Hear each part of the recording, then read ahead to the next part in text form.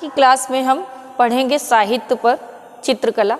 इसके पहले भी हमने पूर्व क्लास में पढ़ा है और आज की क्लास में हम पढ़ेंगे विष्णु धर्मोत्तर पुराण। यानी विष्णु धर्मोत्तर पुराण का हमारे चित्रकला साहित्य से कैसा संबंध रहा है, कैसे हम जान सकते हैं कि चित्रकला साहित्य में कहाँ कहाँ जुड़ी थी। तो इसकी रचना जो है 6ठी से 7वीं सदी ईस्वी में हुई। 6ठी से 7वीं ईस्वी के आसपास हुई। ठीक है। चित्रसूत्र इसी पुराण का एक अंग माना गया। चित्रसूत्र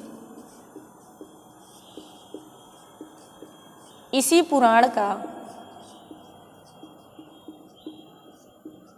एक अंग माना गया।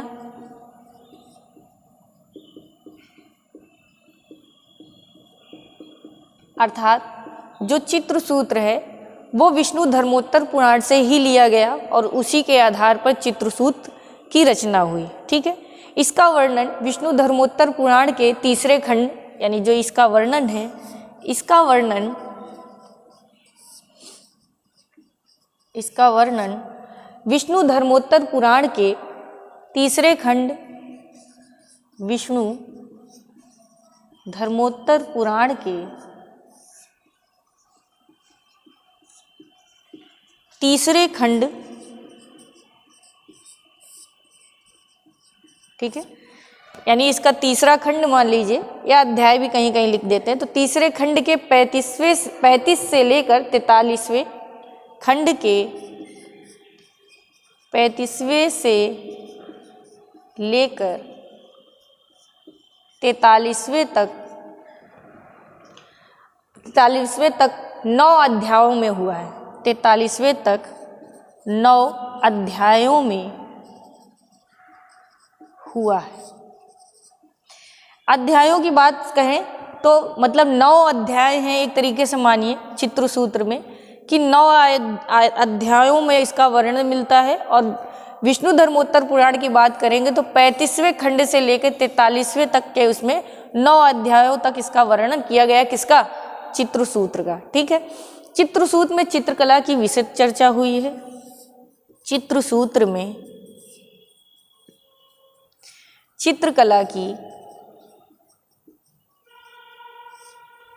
विशद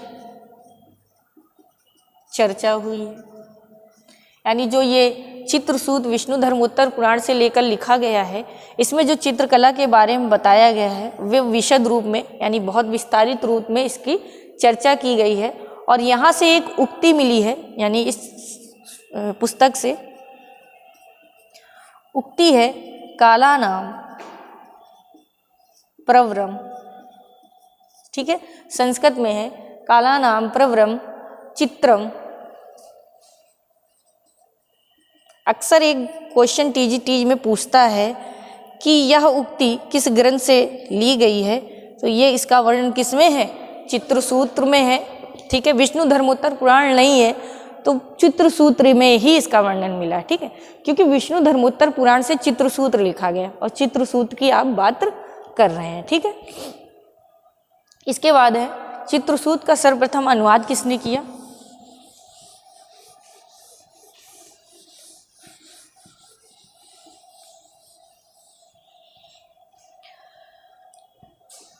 चित्रसूत्र का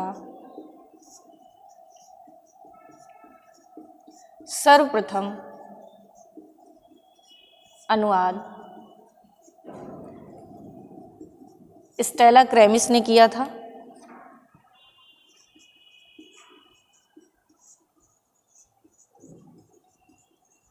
ठीक है। स्टेला क्रेमिस ने किया था सर्वप्रथम, इन्होंने ही किया। क्रैमब्रिज है। ठीक है। क्या है इनका नाम, तो नाम रख लेते हैं क्रैमब्रिज। ठीक है। स्टेला क्रैमब्रिज, इन्होंने सर्वप्रथम इस ग्रंथ का अनुवाद किया। ठीक है। इसके बाद अंग्रेजी में किसने अनुवाद किया? अंग्रेजी में, तो अंग्रेजी में अनुवाद करने वाले हैं डॉक्टर आनंद कुमार स्वामी। डॉक्टर आनंद कुमार स्वामी। इन्होंने इस ग्रंथ का जो है अनुवाद अंग्रेजी में किया था, ठीक है, क्योंकि ये संस्कृत में था, ठीक। विष्णु धर्मोत्तर पुराण संस्कृत का ग्रंथ है, ठीक है। चित्रसूत्र के अनुसार आगे बात करते हैं। चित्रसूत्र के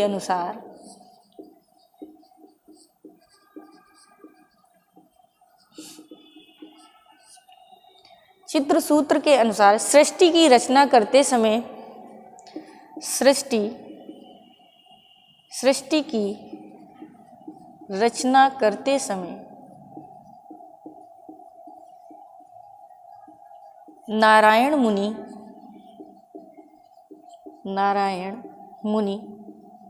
यानी जो नारायण जी हैं, नारायण मुनि ने लोगों की हित की कामना के लिए, लोगों की हित की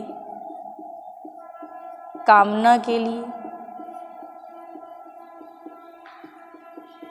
चित्रसूत्र की रचना की, ठीक है। चित्रसूत्र की रचना नारायण मुनि ने की और लोगों के हित के लिए की, ठीक है। इस चित्र में नारायण ने विश्वकर्मा को, यानी इसी रचना में बताया है कि इस चित्रसूत्र में, ठीक है, इस चित्रसूत्र में नारायण मुनि ने पृथ्वी पर, नारायण मुनि ने पृथ्वी पर,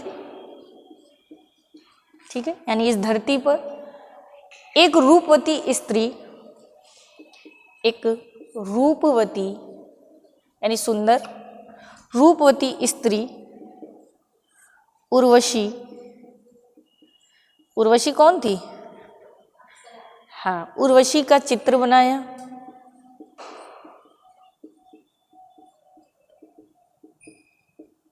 ठीक है, चित्र बनाया। इस चित्र से नारायण ने जो चित्र बनाया, इस चित्र से नारायण ने, ठीक है, जो ये चित्र बना, इस चित्र से नारायण ने विश्वकर्मा को, नारायण ने विश्वकर्मा को, ठीक है, नारायण थे, इन्होंने ये चित्र बनाया उर्वशी, जो कि अप्सरा का था और बहुत रूपवती थी, जो कि धरती में थी। इससे नारायण ने, इस चित्र से नारायण ने विश्वकर्मा को चित्रकला की शिक्षा दी। नारायण ने विश्वकर्मा को चित्रकला की शिक्षा दी, ठीक है, शिक्षा दी, क्वेश्चन मार्क, ठीक है, शिक्षा देने के बाद शिक्षा दी और सृष्टि को चित्रित किया, यानी और सृष्टि का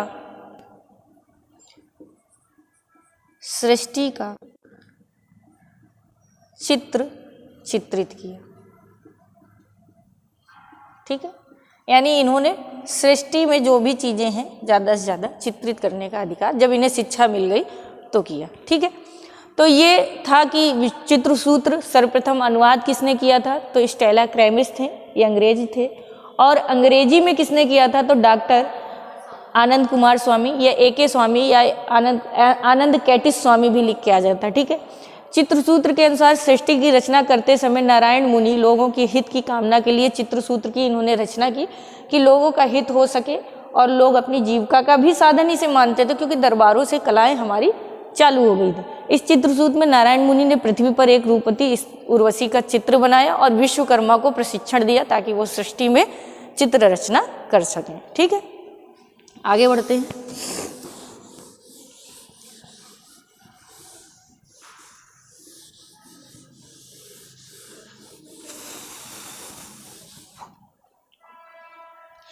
चित्रसूत्र में चित्र के आयाम, अब देखिए चित्रसूत्र में,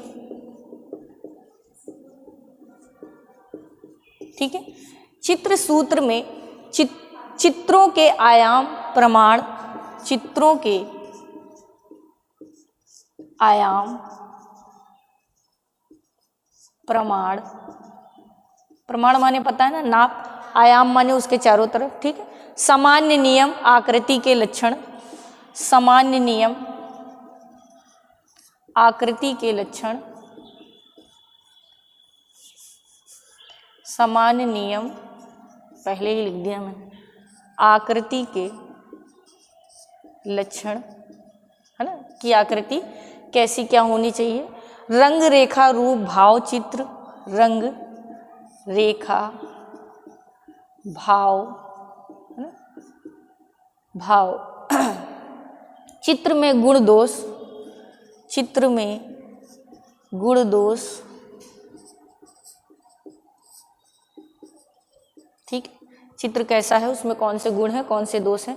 चित्रों की सामग्री आदि की चर्चा की गई। चित्रों में, चित्रों की सामग्री आदि की चर्चा की गई।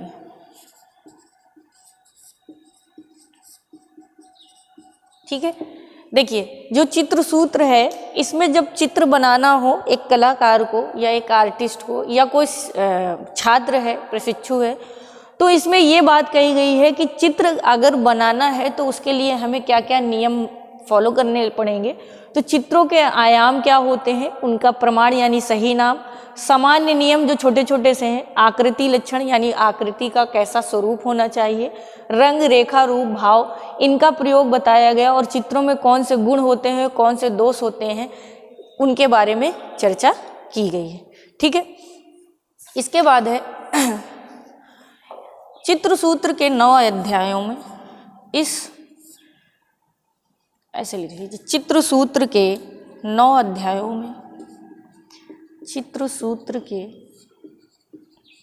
9 अध्यायों में, अगर आपसे पूछे चित्र सूत्र में कितने अध्याय हैं तो 9 अध्याय हैं। ठीक है। और विष्णु धर्मोत्तर पुराण में कहाँ से लेके कहाँ तक की चर्चा, मतलब किस अध्याय से लेके हुआ था, तो 35 से लेकर 43 तक। ठीक है। तो अध्यायों में विभक्त चित्रसूत 9 अध्यायों में विभक्त है। ठीक है। 9 अध्यायों में विभक्त है और इसमें 9 रस माने गए हैं। इसमें रस कितने माने गए हैं, इसमें 9 रस माने गए हैं।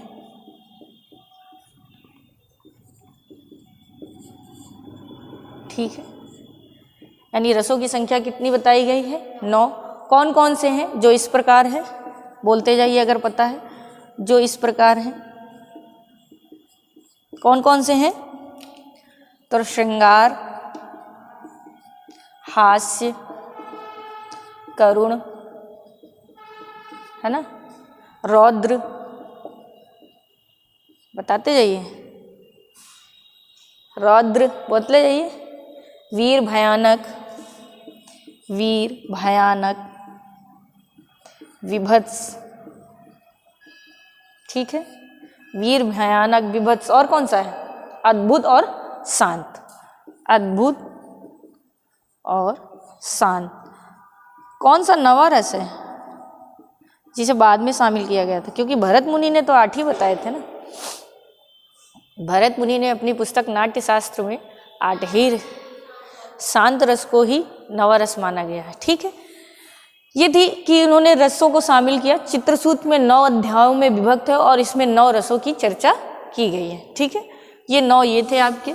आगे चित्रसूत्र के बारे में पढ़ते हैं।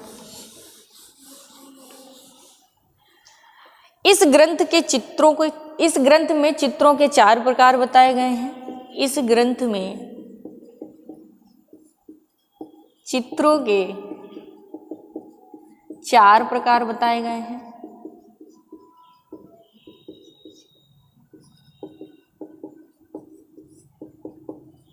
क्या हुआ मनसा, हमारे बराबर नहीं लिख पा रही हो क्या? 4 प्रकार बताए गए हैं। वो 4 प्रकार कौन कौन से हैं? तो पहला है आपका सत्य, है ना, दूसरा है आपका वैणिक, तीसरा है नागर, वैणिक, तीसरा है नागर और चौथा है आपका मिश्र। ठीक है।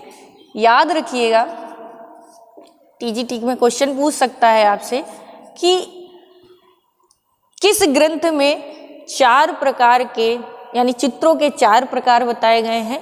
तो चित्र सूत्र में बताए गए हैं। या आपसे क्वेश्चन पूछ ले, सत्य, वैदिक, नागर, मिश्र चित्रों के 4 प्रकार किस ग्रंथ में बताए गए हैं? तो चित्र सूत्र में बताए गए। उल्टा और सीधा दोनों पूछ सकता है, ठीक है। इसके बाद बात करते हैं रंग की, कि रंग के बारे में क्या कहा है। तो चित्र सूत्र में 5 प्रकार के मुख्य रंग बताए गए हैं। चित्र सूत्र में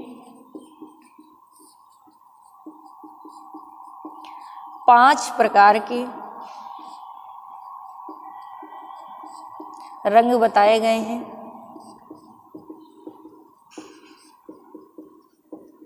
ठीक है, कौन कौन से बताए गए हैं? तो पहला है श्वेत, पीत, ऐसे लिखते चले जाइए, 5 आ जाएंगे। श्वेत, श्वेत माने सफेद। पीत, पीत माने पीला, ठीक है। श्याम, श्याम माने काला, ठीक है। 3 हो गए। काला, फिर है इसके बाद काले को कृष्ण भी बोलते हैं कहीं कहीं पे, हैं। अगर कृष्ण लिखा मिले तो ब्लैक को ही बोलते हैं कृष्ण, ठीक है। लाल एवं नीला, लाल एवं नीला। क्वेश्चन क्या बनाएगा? क्वेश्चन ये बनाएगा, चित्र सूत्र में कितने प्रकार के रंगों का वर्णन है? तो चित्र सूत्र में 5 प्रकार के रंग बताए गए हैं, जिसमें आपका श्वेत, पीला, श्याम, लाल और नीला, ठीक है। ये 5 प्रकार के माने गए हैं। मूल रंग अलग बात है, किसी ग्रंथ के आधार पर पूछना एक अलग बात है। तो ग्रंथ के आधार पर चित्र सूत्र में यही क्वेश्चन पूछा जा सकता है। कितने प्रकार के बताए गए हैं? तो 5 प्रकार के बताए गए, ठीक है। फिर इसके बाद आकृतियों की बात करते हैं। आकृतियां, ठीक है। आकृतियों की चर्चा की गई है। इसमें 5 प्रकार की आकृतियां बताई गई हैं। किसकी? हाँ, 5 प्रकार की आकृतियां मानव की बताई गई हैं, ऐसे लिख लीजिए।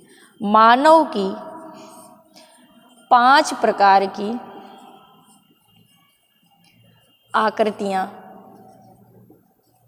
बताई गई हैं। कौन कौन सी? कोई बताएगा कौन कौन सी? नर, कूर, असुर, पहला है नर, फिर है कूर, है ना, असुर,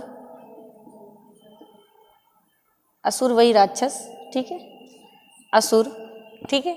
इसके बारे में विस्तारित भी आगे की क्लास में पढ़ाएंगे। असुर, बाल और कुमार, बाल और कुमार। जब प्रमाण और ये लय वगैरह पढ़ाएंगे तो इनके नाप के बारे में भी पढ़ाएंगे, लेकिन अभी सिर्फ यहाँ पढ़ना है आपको कि चित्र सूत्र में मानव की आकृतियों के कितने प्रकार बताए गए हैं। तो 5 किनको किनको शामिल किया गया है? नर, कूर, असुर, बाल और कुमार, ठीक है। ये 5 प्रकार की आकृतियों का वर्णन हुआ है, ठीक है। इसी में आकृति चित्रण की भी बात करेंगे।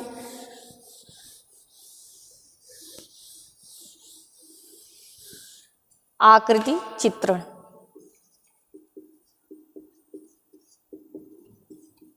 आकृति चित्रण का मतलब है किन किन आकृतियों को चित्रण के रूप में प्रयुक्त किया है। तो प्रकृति चित्रण, प्रकृति चित्रण, ठीक है। प्रकृति का मतलब प्रकृति में जो विद्यमान है उन सब चीजों का चित्रण। व्यक्ति चित्रण, व्यक्ति चित्रण, ठीक है। फिर है लघु चित्रण, छोटे चित्र, है ना। लघु का मतलब है छोटे चित्रण। आदि चित्रों के भेद बताए गए हैं।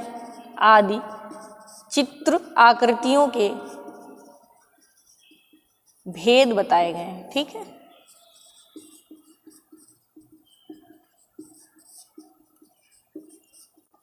ठीक, ये था आपका क्या? चित्रसूत्र। विष्णु धर्मोत्तर पुराण से ही ये एक लिया गया है, ठीक है। इससे क्वेश्चन जिस तरह से अभी मैंने पूछे उस तरह से बनाता है। इसके बाद है अगला ग्रंथ है आपका कादंबरी, ठीक है। अगला ग्रंथ है आपका कादंबरी।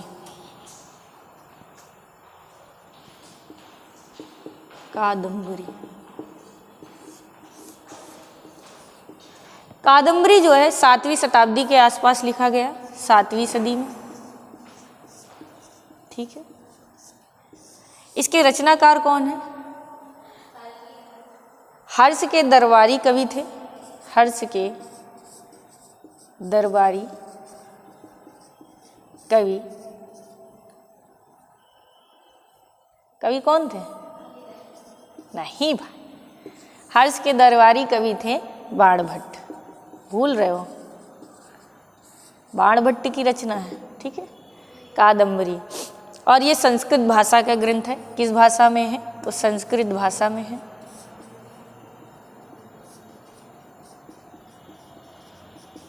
ठीक, इसमें थोड़ी ही बात मिली है। इस ग्रंथ में नीले लाल पीले, इस ग्रंथ में नीले, चलिए लाल ही लिख लीजिए, लाल नीले। ठीक है, लाल नीले और सफ़ेद काले वर्णों का उल्लेख है, और सफ़ेद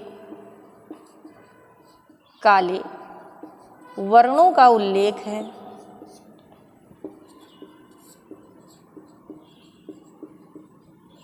मतलब इनका कहने का मतलब है, इस पुस्तक में या इस साहित्य पुस्तक में लाल पीले और सफ़ेद रंगों के प्रयोग का वर्णन हमें देखने को मिलता है, जिससे ये लगता है कि हाँ, कला विद्यमान थी।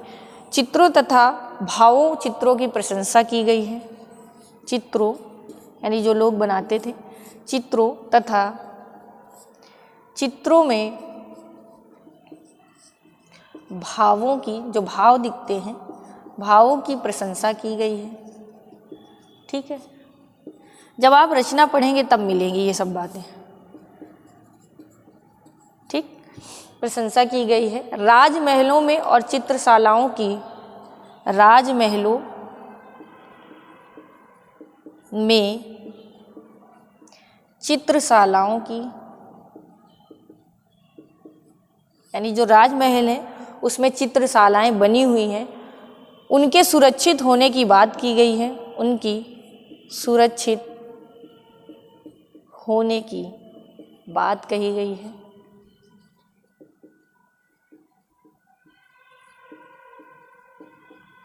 यानी इनका कहना यह है कि जो राजमहल में चित्रशालाएं बनी थी, वहाँ लोग जो चित्रण कार्य करते थे, उससे संबंधित चित्रशालाओं में चित्र सुरक्षित रखे जाते थे और चित्रशालाओं को सुरक्षा प्रदान की जाती थी। ठीक है, एक यहाँ पे एक वाक्य और मिलता है कि कादम्बरी के तोते, कादम्बरी में तोते की कहानी है ना, कादम्बरी में तोते, तोता कौन था? तोते कौन था? कादम्बरी में तोते वैशंपायन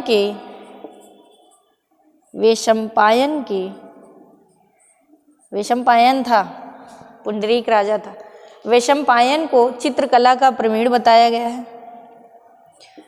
चित्रकला का प्रवीण बताया गया है। यानी ये कहा गया है कि जो कादम्बरी में तोता वैशंपायन था, उसे चित्रकला का ज्ञान था। ठीक है, इसके बाद है 10 कुमार चरितम। नेक्स्ट पुस्तक है, किसकी है?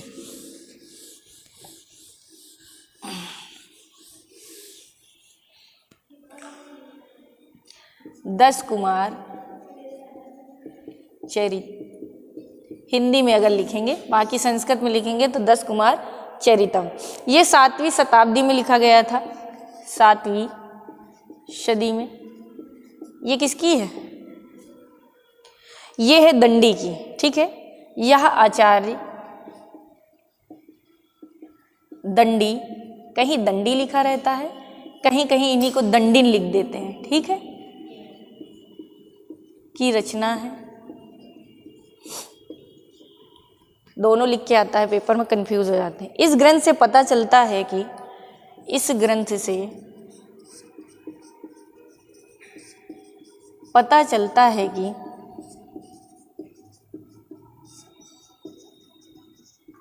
ठीक है, इस ग्रंथ से पता चलता है कि दक्षिण में राजकुमारों के लिए चित्रकला कितना सीखना आवश्यक थी? दक्षिण में राजकुमारों के लिए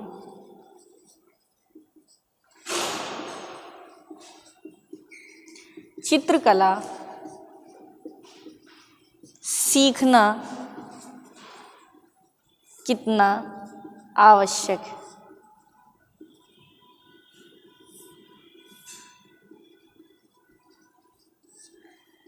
इसमें 10 कुमार का मतलब 10 कुमारों की बात कही गई है, राजाओं की, ठीक है, उसी का चित्रण है। और इसमें कहा गया है कि उनको शायद चित्रकला का ज्ञान होना अनिवार्य था। हालांकि देखा जाए तलवार चलाना भी एक कला है, ठीक है,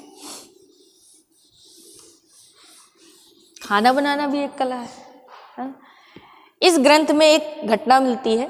इस ग्रंथ में कुम्हार उपहार वर्मन, इस ग्रंथ में कुमार उपहार वर्मन, ठीक है, राजा है, कुमार उपहार वर्मन द्वारा अपना स्वयं का चित्र बनाने की बात की गई है।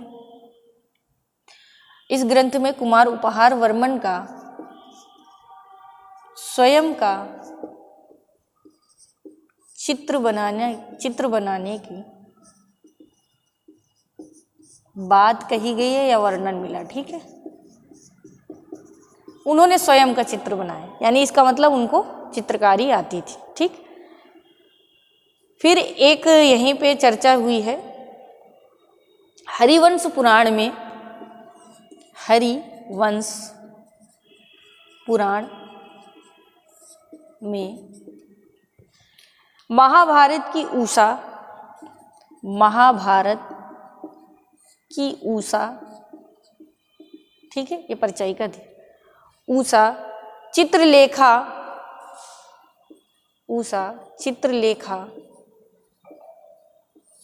उस दिन पढ़ाया उषा चित्रलेखा और अनिरुद्ध की कहानी, है ना। उषा चित्रलेखा और अनिरुद्ध,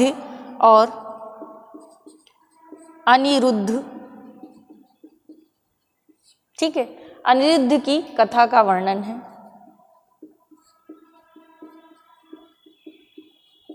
यानी उसमें भी चित्रकला के बारे में चर्चा की गई है।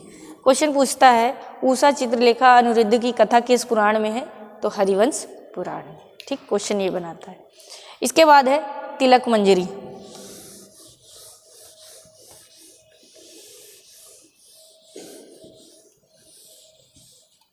तिलक मंजरी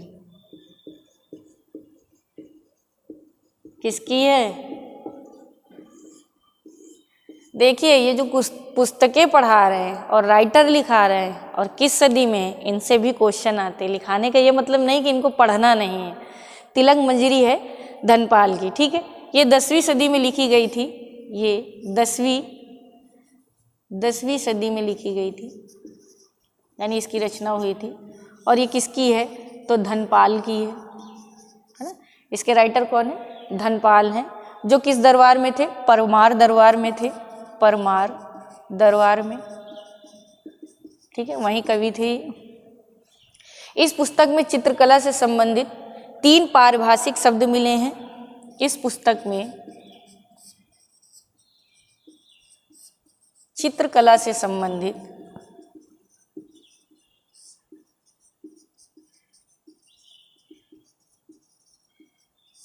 3 पारिभाषिक शब्द मिले हैं।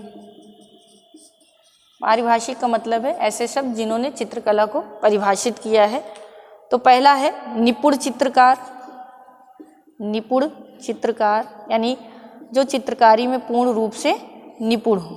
दूसरा मिला है चित्रपट, चित्रपट, और तीसरा मिला है प्रतिबिंब। प्रतिबिंब का मतलब होता है प्रति माने उसी के समान, बिंब माने चित्रकारी करना, ठीक है। और फिर इसके बाद यहाँ से एक बात कही गई है, कालिदास की ही रचना थी। तिलक मंजरी हो गई धनपाल की, पॉइंट करके लिख लीजिए पॉइंट वाइज।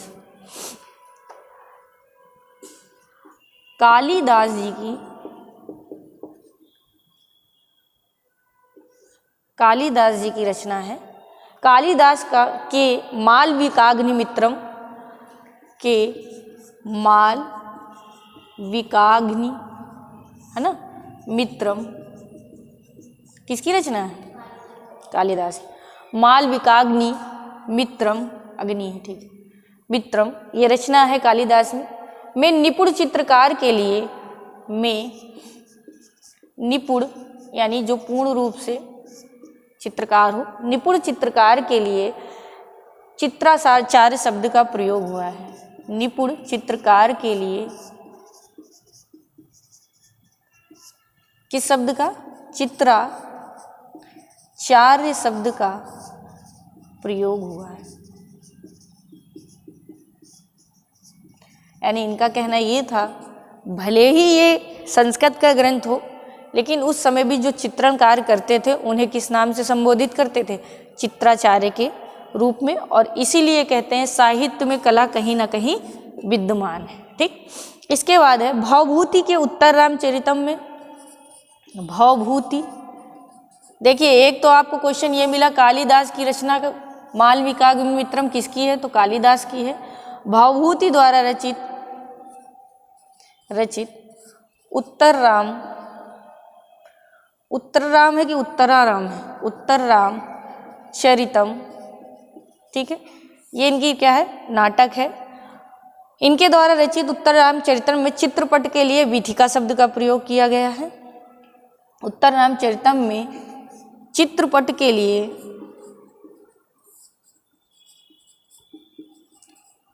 वीथिका शब्द का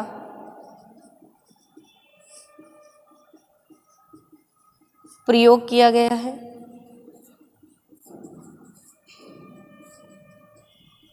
देखिए, अब आपसे पूछ सकता है चित्रपट के लिए वीथिका शब्द का प्रयोग किस ग्रंथ में मिलता है? तो उत्तर रामचरितम में। और उत्तर रामचरितम किसकी है? भावभूति की।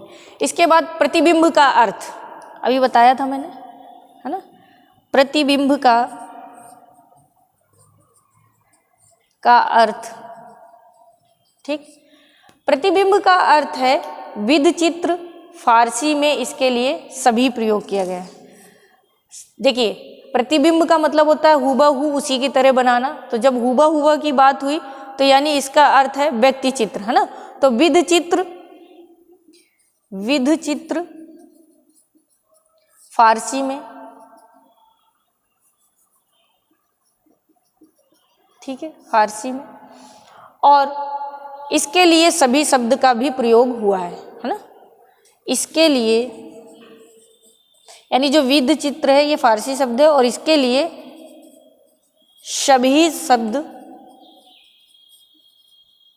भी प्रयुक्त हुआ है।